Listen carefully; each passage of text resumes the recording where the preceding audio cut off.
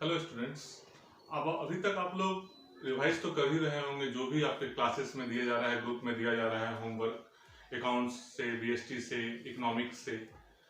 I hope कि आप लोग अच्छा रिवीजन चल रहा होगा और अकाउंट्स आप लोग एटलीस्ट जितना पढ़े हैं उतना को तो प्रैक्टिस कर ही रहे होंगे। ऐसा मैं सोच रहा हूँ कि पक्का सब लोग कर रहा होगा। मैं आज एक स्टार्ट करने जा रहा हूँ एक चैप्टर अकाउंट्स का ही है, पहला चैप्टर है वो आपके बुक में। अकाउंट्स का बुक में आप कोई भी अभी आपके पास है, फिलहाल एनसीईआरटी है तो एनसीईआरटी से स्टार्ट कीजिए। टीएस गढ़वाल, डीके गोयल, जो भी बुक आपके पास अवेलेबल है उसमें उस चैप्टर को भी आइडेंटिफाई करेंगे, खोज के निकालेंगे और उसको स्टार्ट करेंगे। अभी हम लोग सबसे पहला चैप्टर है वो, और आपको कोशिश करनी है कि थोड़ा स्लो रहूंगा मैं उसमें। अकाउंट्स का पढ़ने का तरीका क्या रहेगा कि अभी जो मैं बोलूंगा थोड़ा सा थ्योरेटिकल एस्पेक्ट बहुत थोड़ा बोलना है, उसके बाद मैं आपको पेजेस में कुछ फॉर्मूलाज दूंगा, उसको आपको राइट डाउन करना है। ये कोशिश करनी है पहले राइट इट डाउन करने के बाद, लिख लेने के बाद ही अपने कॉपी में, तब मैथमेटिकल एस्पेक्ट की ओर जाना है। फिर से जैसे कि बिजनेस स्टडीज पढ़ते हैं, इकोनॉमिक्स पढ़ते हैं, साथ साथ पढ़ रहे हैं या देख रहे हैं, वैसा नहीं। पहले क्या करेंगे हम लोग, पहले हम लोग समझेंगे कि थ्योरेटिकल एस्पेक्ट जो भी मैं बोलूंगा कि व्हाट इज, उसके बाद मैं भी आप लोगों को कुछ नोट्स प्रोवाइड करूंगा, उसको समझाऊंगा भी, एक्सप्लेन भी करूंगा। और उसके बाद आप लोग भी उसको कॉपी में राइट इट डाउन करने के बाद, लिख लेने के बाद अच्छे से, और तब हम लोग उसको क्या करेंगे तो मैथमेटिकल एस्पेक्ट की ओर चलेंगे कि मैथ्स अब बनता है, न्यूमेरिकल अब सॉल्व होता है कि नहीं। तीनों बुक में से चारों बुक, कोई भी बुक अभी अवेलेबल है, मुझे फिलहाल 3 बुक का नाम याद था तो मैंने 3 बुक का नाम याद बोला। जो भी बुक अवेलेबल है आपके पास, उस चैप्टर को खोज के निकालिए और उससे स्टार्ट कीजिए ताकि हम लोग की पढ़ाई कंटिन्यू चलती रहे। आते हैं उस चैप्टर का नाम। तो चैप्टर का नाम है आपका financial statement of not for profit organisation. Financial statement of not for profit organisation, ये आपका चैप्टर आपको मिलेगा से टीएस ग्रेवाल में चैप्टर 1 में होगा, तो या डीके गोयल में होगा तो मे बी पार्ट 2 में या वॉल्यूम 2 में होगा। एनसीईआरटी का भी आप देख लेंगे, उसमें पार्ट 1 में है या पार्ट बी में है, ये आप देख के एनसीईआरटी को आप डाउनलोड भी कर सकते हैं। आखिर नॉट फॉर प्रॉफिट ऑर्गेनाइजेशन होता क्या है, इसको समझने से पहले हम लोग ये समझते हैं या ये रिवाइज करते हैं कि क्लास 11 में हम लोगों ने एक चैप्टर पढ़ा था फिनेंशियल स्टेटमेंट। फिनेंशियल स्टेटमेंट में हम लोग निकालते क्या थे, तो फिनेंशियल स्टेटमेंट में हम लोग याद करें तो हम लोग निकालते थे नेट प्रॉफिट या नेट लॉस। कैसे, तो trading account, PL account and balance sheet से फिनेंशियल पोजीशंस मालूम होता था किसी इंडिविजुअल कंसर्न का, कंपनी के लिए भी हम लोगों ने बनाया था बैलेंस शीट क्लास 12 में। अगर हम लोग लें तो कंपनीज का बैलेंस शीट अलग होता है, उसको भी हम लोगों सॉरी अभी वो हम लोगों ने स्टार्ट नहीं किया है। अभी हम लोग को इतना तो याद होना चाहिए कि 11 में हम लोगों ने 3 टॉपिक कवर किया था वैसे कंसर्न के लिए, वैसे कंपनीज के लिए, सॉरी वैसे इंडिविजुअल कंसर्न के लिए, सोल प्रोप्राइटरशिप के लिए, जो लोग बनाते थे क्या, trading account, PL account and balance sheet. उससे उनका पोजीशन मालूम होता था, उनको ट्रू मालूम, वैल्यू मालूम होती थी अपने एसेट्स की, लायबिलिटीज की, नेट प्रॉफिट हुआ या नेट लॉस हुआ। अब आते हैं इस चैप्टर की ओर। ये चैप्टर क्या है, financial statement of not for profit making organisation या एनपीओ जिसको शॉर्ट में बोलते हैं, नॉट प्रॉफिट ऑर्गेनाइजेशन। उसको स्टार्ट करने से पहले समझते हैं क्या ऐसा ऑर्गेनाइजेशन हो सकता है जिसका ऑब्जेक्टिव प्रॉफिट कमाना ना हो। तो जिसका ऑब्जेक्टिव प्रॉफिट कमाना ना हो, ऐसा कोई ऑर्गेनाइजेशन बिल्कुल है, वो है आपका स्कूल, कॉलेजेस, चैरिटेबल हॉस्पिटल्स। तो इनका मेन मोटिव क्या है, इनका मेन मोटिव है सर्विस प्रोवाइड करना। क्लब्स, इनका मेन मोटिव क्या है, सर्विस प्रोवाइड करना। तो not for profit making organisations में वैसे ऑर्गेनाइजेशंस को हम लोग अभी वैसे ऑर्गेनाइजेशंस को लेंगे जिनका मेन मोटिव प्रॉफिट कमाना ना होके उनका मेन मोटिव है क्या, सर्विस प्रोवाइड करना। लाइब्रेरी, पब्लिक लाइब्रेरी, ये सब क्या, एजुकेशनल ट्रस्ट, ये सब किसके थ्रू रन करते हैं ये सारे नॉन प्रॉफिट मेकिंग ऑर्गेनाइजेशन, तो ट्रस्टी के थ्रू, मैनेजिंग कमेटी के थ्रू, ये लोग उनको रन करते हैं, ये लोग उनको उसको चलाते हैं। इसके लिए भी 3 रिक्वायरमेंट है, 3 अकाउंट्स बनाने की। अगर हम लोग नॉट फॉर प्रॉफिट ऑर्गेनाइजेशन है, चला रहे हैं, रन कर रहे हैं, तो हमको भी जानने का मन करता होगा कितना कैश कम्स इन हुआ, कितना कैश गोज आउट हुआ, एक्सपेंसेस ज्यादा है या इनकम ज्यादा है। ये भी जानने का मन करता होगा कि at the year and, accounting year के एंड में मेरा ट्रू इकोनॉमिक वैल्यू क्या है, मेरा वैल्यू क्या है, कितना एसेट्स है, कितना लायबिलिटीज है। तो जिस तरीके से क्लास 11 में बनाते थे trading account, PL account and balance sheet, यहाँ क्या बनाएंगे हम लोग, स्टेचुटरी रिक्वायरमेंट है, लीगल रिक्वायरमेंट है, क्लब्स का, कॉलेज का, स्कूल्स का, हॉस्पिटल्स का, लाइब्रेरीज का, जितना चैरिटेबल ट्रस्ट है, सबका रिक्वायरमेंट क्या है, उनको 3 अकाउंट बनाना होगा। पहला account receipt and payment account, दूसरा अकाउंट होगा आपका income and expenditure account, and third one is statement, और स्टेटमेंट कौन सा, तो वो बैलेंस शीट। तो हम लोग की कोशिश रहेगी कि हम लोग तीनों अकाउंट्स को अलग अलग पार्ट में समझेंगे। पहला रिसिप्ट एंड पेमेंट, दूसरा इनकम एंड एक्सपेंडिचर, एंड तीसरा होगा आपका बैलेंस शीट। अब ऐसा करते हैं कि अब मैं जाता हूं आपके पेज कुछ प्रोवाइड करता हूं, उस पेज से हम लोग राइट इट डाउन करेंगे और स्टार्ट लेंगे ये समझना कि what is receipt and payment account. Hello students, ऐसा है कि अभी हम लोगों ने 3 अकाउंट जस्ट अभी डिस्कस किया कि 3 अकाउंट हम लोग बनाएंगे। कौन सा 3 अकाउंट, तो receipt and payment account, income and expenditure account and balance sheet. पहले आते हैं रिसिप्ट एंड पेमेंट अकाउंट पे। रिसिप्ट एंड पेमेंट अकाउंट होता क्या है, उसको समझने के लिए ऐसा करता हूं, मैं पहले बुक डेफिनेशन पढ़ता हूं, बुक का डेफिनेशन, फिर उसको कॉमन लैंग्वेज में मैं समझाऊंगा कि रिसिप्ट एंड पेमेंट अकाउंट होता क्या है और उसको बनाते कैसे हैं। पहले आते हैं उसको समझने के लिए। तो अकॉर्डिंग टू विलियम पिकल्स, तो receipt and payment account is nothing more than a summary of cash book, cash and bank transactions over a certain period, analysed and classified under suitable headings. Receipt and payment account is prepared at the end of the year from cash book. In short, it is a summary of cash including bank receipts and payment during an accounting period. Receipt and payment account being shown under appropriate heads of accounts. Merely, in short, उसको भी short करते हैं हम लोग, merely a summary of transactions appearing in the cash book. In common language लेते हैं। आपके accounts बनाने जा रही तो था हम लोग बुक्स पढ़ के सुने कि कैसा लगा या समझ में आया या नहीं आया। सिंपल हम लोग रिसिप्ट एंड पेमेंट अकाउंट जो बनाएंगे उसमें एक ही लॉजिक डेवलप करेंगे। 2 साइड आपको दिखाई देगा अभी, वो 2 साइड होगा आपका। पहला साइड होगा debit side, receipt side, and दूसरा साइड होगा आपका payment side. Receipt and payment account को किससे लेते हैं या किससे डेटा कहाँ से लेते हैं, तो कैश बुक से लेते हैं। कैश बुक आप डेली बेसिस पे बना सकते हैं। रिसिप्ट एंड पेमेंट अकाउंट बनाते हैं जो एनपीओ, वो एनपीओ कब बनाते हैं, तो वो at the year and accounting period के एंड होने पे वो उसको प्रिपेयर करते हैं। फॉर एग्जाम्पल उसको स्टार्ट लेते हैं कि इसका बेसिक क्या है। तो ये क्या है, रियल अकाउंट है। रियल अकाउंट का फॉर्मूला फॉलो करेंगे। तो रियल अकाउंट का फॉर्मूला क्या बोलता है, debit what comes in and credit what goes out. ये एक एसेट अकाउंट है। तो रिसिप्ट एंड पेमेंट अकाउंट का जो भी हम लोग बुकिश डेफिनेशन लिए थे, तो उसको समझने के लिए receipt and payment account is prepared at the end of the year from cash book. Cash book से बनता है। किसका समरी होता है, तो कैश बुक का ही समरी होता है, जिसको हेडिंग वाइज क्लासिफाइड एनालाइज करके आप निकालते हैं कि रिसिप्ट कितना हुआ। क्लब ये निकालती है, स्कूल, चैरिटेबल ट्रस्ट, कोई भी ऑर्गेनाइजेशंस ये निकालती है कि उसके पास मनी कम्स इन कितना है और मनी गोज आउट कितना है, जो कि कैश बुक में भी था आपके पास 2 साइड, एक था डेबिट साइड और एक था क्रेडिट साइड। सिंपल यहां भी है आपके पास debit side and credit side. Debit side में ऑल टाइप्स ऑफ रिसिप्ट रहेगा और क्रेडिट साइड्स में ऑल टाइप्स ऑफ पेमेंट रहेगा। लेकिन स्टार्ट करेंगे किससे, तो to balance BD, cash in hand and cash at bank से।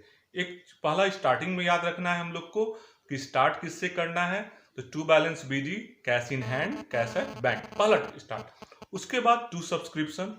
सब्सक्रिप्शन का मतलब मैं भी जस्ट समझाऊंगा इस पेज के बाद, लेकिन उसको समझते हैं कि सब्सक्रिप्शन में किसी भी ईयर का ले सकते हैं, previous year, next year and current year. तीनों ईयर का जोड़ के भी आपके क्वेश्चन में हो सकता है तो देंगे। General donation, admission fee, entrance fee, जो भी मनी कमसिन्स का आइटम है वो सारे रहेंगे debit side, receipt side and payment side क्या होगा, ऑल एक्सपेंसेस, चाहे वो कैपिटल एक्सपेंसेस हो चाहे वो रेवेन्यू एक्सपेंसेस हो। जिस तरीके से रिसिप्ट में क्या है, चाहे वो कैपिटल रिसिप्ट हो चाहे वो रेवेन्यू रिसिप्ट हो, वो सारे को इसमें लेते हैं। कहने का मतलब जैसे फॉर एग्जांपल बिल्डिंग परचेज, तो बिल्डिंग परचेज क्या है, मेरा कैपिटल एक्सपेंडिचर है तो वो यहाँ आएगा। सेल ऑफ फिक्स्ड एसेट्स, तो वो कहाँ जाएगा, रिसिप्ट में। बिल्डिंग परचेज कहाँ जाएगा, तो पेमेंट में। दोनों साइड का डेटा भर लेने के बाद हम लोग डेटा जब क्वेश्चन से डाल लेंगे, सारा आइटम्स पुट कर लेंगे, तब हम लोग क्या करेंगे, डेबिट साइड जोड़ेंगे, डेबिट से क्रेडिट साइड को माइनस करेंगे, दैट जिसको हम लोग बोलते हैं कॉमर्स में बैलेंसिंग करना। तो बैलेंस करेंगे, अब बैलेंस करके निकालेंगे कैश इन हैंड और cash at bank. It depends upon the situation कि कैश इन हैंड आने वाला या कैश एट बैंक। कभी कभी ऐसा हो सकता है क्रेडिट साइड एक्सीड कर जाए तो हम लोग का उल्टा निकलेगा, वो क्या निकल के आएगा, तो बैंक ओवरड्राफ्ट। तो receipt and payment account simple सा फॉर्मूला फॉलो करेगा, debit what comes in, credit what goes out, लेकिन ओनली कैश ट्रांजेक्शंस। इसके फीचर्स को समझते हैं। तो it is a real account, rule followed, debit what comes in and credit what goes out. It is an asset account. It records all receipt and payment whether they are revenue nature और capital nature.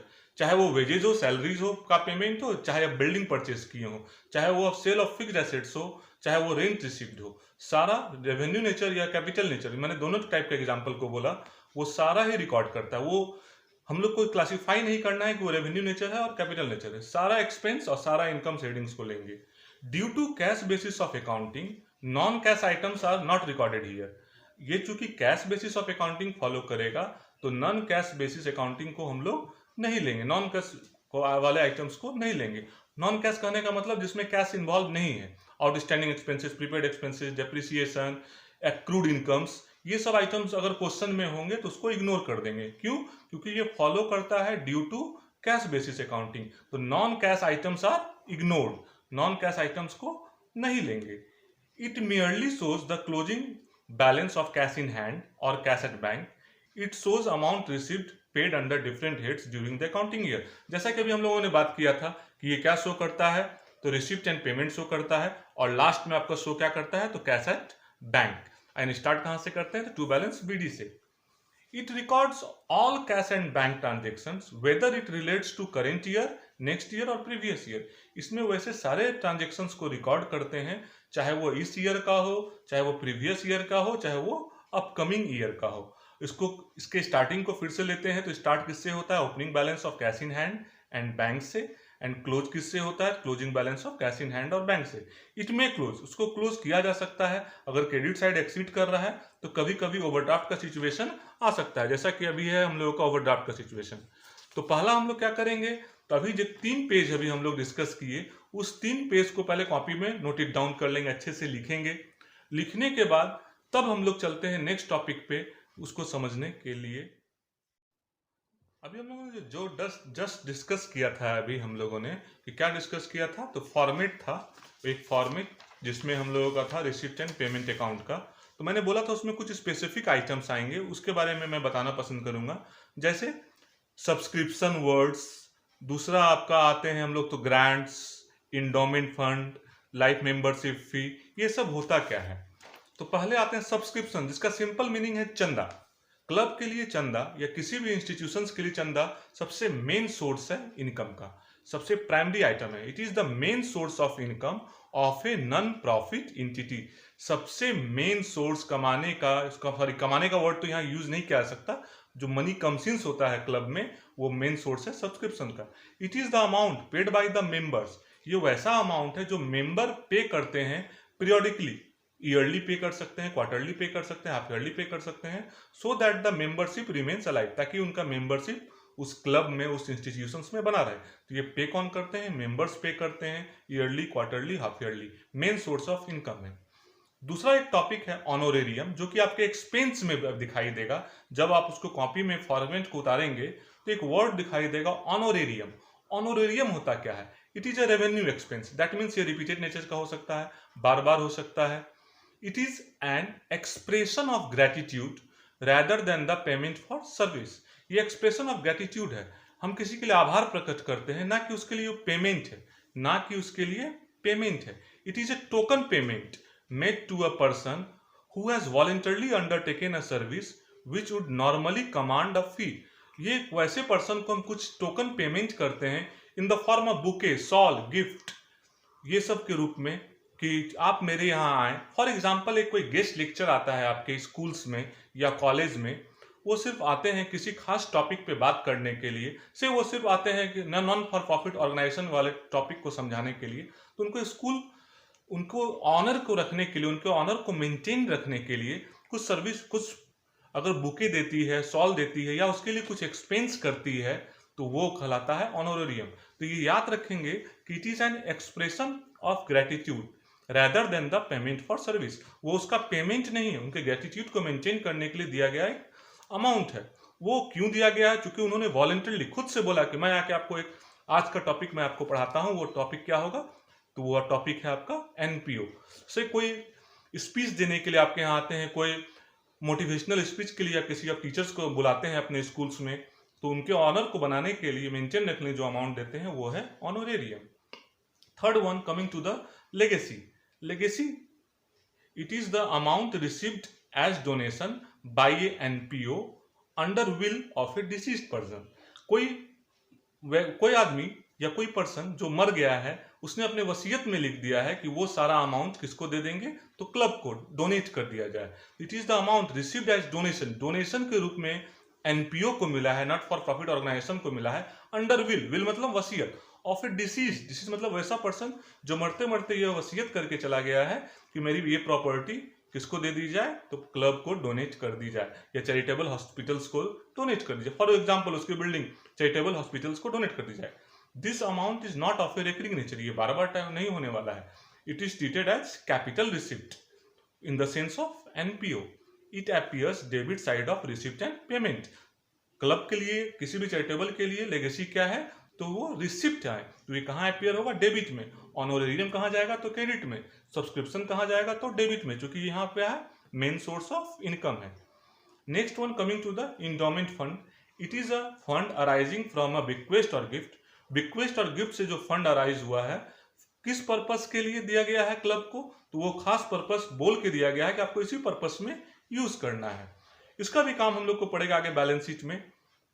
और next one and last one, तो वो है grant. It is a capital receipt and shown in balance sheet. It is receipt for a particular purpose के लिए मिलता है, say to buy a asset और to meet expense, say salary देने के लिए या एसेट परचेज करने के लिए। गवर्नमेंट ग्रांट्स भी मिलता है कभी कभी किसी स्कूल्स कॉलेज को, लीजिए इससे आप एसेट्स परचेज कर सकते हैं, बेंच टेबल्स परचेज कर सकते हैं या सैलरी पे कर सकते हैं। तो ग्रांट क्या हुआ, तो वो है कैपिटल रिसिप्ट्स है, सोन इन द बैलेंस शीट। और अभी के हिसाब से चले रिसिप्ट एंड पेमेंट के हिसाब से, तो यहाँ क्या है, तो रिसिप्ट है ये, तो इसको कहाँ शो करना होगा हमको, तो हमको शो करना होगा रिसिप्ट साइड। तो एक चीज नोटिस करेंगे स्टूडेंट, ये सारे वर्ड आपको इस फॉर्मेट में दिखाई देंगे, जो फॉर्मेट में रख रहा हूं ये सारे वर्ड्स इसमें दिखाई देंगे। तो जब कभी डाउट होते के बाद इसको सुनेंगे हम लोग कि उसके बारे में बोला क्या था, या इसको हम लोग जब लिखेंगे तो 2-3 बार पढ़ेंगे कि होता क्या है। स्टूडेंट, आई होप कि आप लोग कुछ तो समझे होंगे रिसिप्ट एंड पेमेंट अकाउंट के बारे में, कि रिसिप्ट एंड पेमेंट अकाउंट होता क्या है। तो समरी ऑफ कैश बुक है, उसमें क्या हम लोग लेते हैं, तो money comes in receipt side and money goes out debit payment sides दिखाते हैं। सारे आइटम्स को जो मैंने कुछ कलेक्ट किया है, कुछ बुक से कलेक्ट कर पाया हूँ जो मैं, वो उसको मैं जस्ट प्रोवाइड करवा दूंगा एज ए पिक्चर।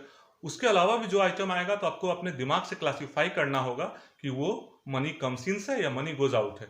क्या नहीं लेना है, तो आउटस्टैंडिंग या नॉन कैश आइटम्स या एक्रूड इनकम्स, ये सब आपको नहीं लेना, नॉन कैश आइटम्स का नहीं लेना है। स्टार्ट किससे करना है, तो स्टार्ट आपको करना है ओपनिंग कैश बैलेंस से, ओपनिंग बैंक बैलेंस से। क्लोज या बैलेंस किससे करना है, तो क्लोजिंग कैश बैलेंस से और क्लोजिंग बैंक बैलेंस से। कभी कभी सिचुएशन ऐसा आ सकता है कि बैंक ओवरड्राफ्ट आ जाए, तो उसके लिए भी हम लोग को रेडी रहना होगा। उस फॉर्मेट में लिखा हुआ भी कभी बैंक ओवरड्राफ्ट रहेगा तो बाई साइड से स्टार्ट लेंगे, फॉर्मेट में भी जो आप लोग कॉपी करेंगे तो वो बिल्कुल दिखाई देगा। एक क्वेश्चन है, वो क्वेश्चन मैं बस कुछ आइटम पढ़ दे रहा हूं अभी, उसको सॉल्व आप लोग करेंगे और फिर मुझे थ्रू व्हाट्सएप बताएंगे कि आंसर कितना आया। मैं आंसर उसका प्रोवाइड नहीं करने जा रहा है अभी, हाँ डिस्कस जरूर करूंगा कि from the following information given below prepare receipt and payment account for the year ended 31 मार्च 2020 से। कोई एनपीओ है, कोई स्कूल कॉलेज का ये डेटा है या हॉस्पिटल्स का डेटा है, वो बोल रही है, या क्लब का डेटा, जो भी एज्यूम करना है कीजिए कि देखिए ये सारा फिगर्स दिया हुआ है, इसके आप क्या कीजिए, तो आप बना दीजिए हमको NPO receipt and payment account, और ये बताइए कि मेरे पास कितना कैश बैलेंस है। तो इसके लिए करना क्या है, कैश बैलेंस कहाँ जाएगा, ये टू साइड फॉर्मेट के हिसाब से चले तो डोनेशन टू रिसिप्ट है, सब्सक्रिप्शन रिसिप्ट है, इंट्रांस फी एडमिशन फीस ये रिसिप्ट है, रेंट रिसिप्ट रिसिप्ट है, and interest receipt on investment ये भी क्या है, तो रिसिप्ट है। तो ध्यान देंगे हम लोग 1 2 3 4 5 6 आइटम तो रिसिप्ट है। तो क्या करेंगे, रिसिप्ट साइड लिख के 2 2 2 करके हम लोग सब के आगे 2 लिख दिए, कैश के इसके तरह, कैश बुक की तरह जो हम लोग क्लास 11 में बना रहे थे। अब आते हैं पेमेंट साइड। तो पेमेंट साइड क्या है, तो इंश्योरेंस प्रीमियम पेड, इलेक्ट्रिसिटी, तो बाई लगा के, by insurance premium, by electricity charges, by taxes, by salary and wages, honorarium to secretary, honorarium के बारे में जस्ट अभी हम लोगों ने डिस्कस किया, printing and stationery, office expense, petty expense. तो ऐसे कह सकते हैं कि यहाँ से यहाँ तक एक्सपेंस है और यहाँ से यहाँ तक हम लोगों का क्या है, तो इनकम है। तो आपको करना क्या है, डेबिट साइड जोड़ना है, इनकम जोड़ना है, उसमें से एक्सपेंडिचर माइनस करना है, और तब आपको बताना है कि आंसर मेरा कितना आया, कैश इन हैंड जो क्लोजिंग बैलेंस है वो कितना है। ओपनिंग बैलेंस तो दिया हुआ है, आपको बताना कितना है क्लोजिंग बैलेंस। इसका आंसर मैं फिलहाल आज मैं प्रोवाइड नहीं करूंगा, ताकि आप लोग जो समझेंगे लिखेंगे इससे ये मैं जान पाऊं कि आप लोगों को कितने दिमाग में समझ में आया या कितना आप लोग अभी फिलहाल लोड ले सकते हैं, ताकि मैं अपने ये समझ जाऊंगा कि मुझे स्पीडली पढ़ाना है या थोड़ा स्लोली और इससे स्लोली रखना है।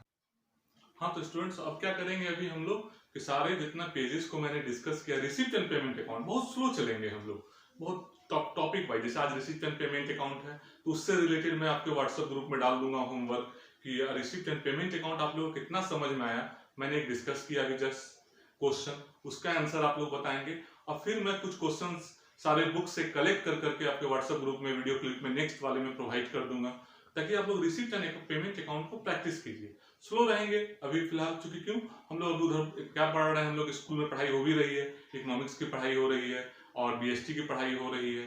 तो अपने क्लासेस स्कूल जब फिर खुलेंगे तब हम लोग डिस्कस कर पाएंगे इस टॉपिक को और अच्छे से। लेकिन फिलहाल कम से कम घर में बैठेंगे तो नहीं, हम लोग स्टार्ट तो लेंगे। तो आज हम लोग स्टार्ट घर में अपने से क्या स्टार्ट लेंगे, receipt and payment account, not for profit organisation का financial statement of not for profit organisation chapters का हम लोगों ने आज जो डिस्कस किया रिसिप्ट एंड पेमेंट अकाउंट, उसको बिल्कुल स्टार्ट कीजिए बिना डरे, एकदम वो बनेगा। जो मैं कभी क्वेश्चन प्रोवाइड करवाऊंगा नेक्स्ट क्लासेस में वो भी सॉल्व होगा। कुछ दिक्कत आएगी मुझे कॉल कीजिए, व्हाट्सअप कीजिए, कैसे भी करके उस टॉपिक को एटलीस्ट हम लोग अभी फिलहाल 2 से 3 दिन में कवर करेंगे इस टॉपिक को, रिसिप्ट एंड पेमेंट को। तब नेक्स्ट डे मैं डिस्कस करूंगा इनकम एंड एक्सपेंडिचर अकाउंट, फिर कुछ होमवर्क पे बातें होंगी। लेकिन मेरा ये कहना है कि लॉकडाउन वाले पीरियड में घर में पढ़ते रहिए, बिजनेस स्टडीज आपके स्कूल में पढ़ाई हो रही है व्हाट्सएप वाले ग्रुप में, और वो भी पढ़िए, क्लासेस में चल रहे हैं तो वो देखिए, इकोनॉमिक्स हो रहा है तो वो देखिए, जो टॉपिक इंग्लिश कवर कर सकते हैं इंग्लिश कवर कीजिए। और अभी मैं क्या करता हूँ, अभी जो टॉपिक जो डिस्कस हुए उसका मैं आपको वीडियो क्लिप देता हूँ या पिक्चर प्रोवाइड कर देता हूँ, पहले उसको आप लोग कॉपी में अच्छे हैंडराइटिंग में लिखिएगा, ताकि मैं जब क्वेश्चन देना स्टार्ट करूं ग्रुप में या वीडियो क्लिप में तो हम लोग नेक्स्ट डे उसको सॉल्व बिल्कुल कर पाए। Thank you students.